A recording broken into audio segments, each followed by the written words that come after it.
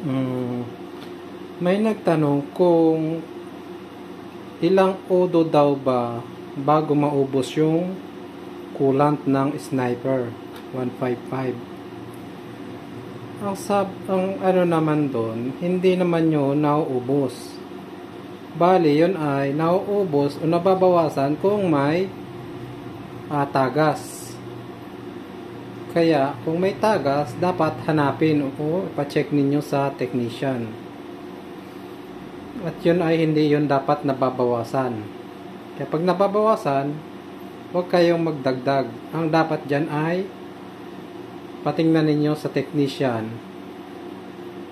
Sa mekaniko, ipahanap kung saan yung tagas. Kasi ang sabi dito sa manual,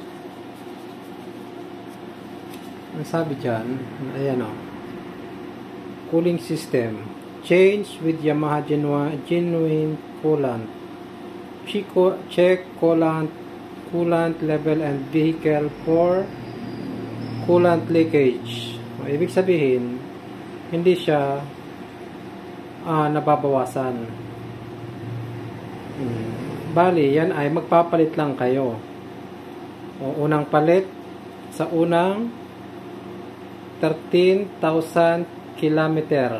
Ayan o, 13,000 kilometer.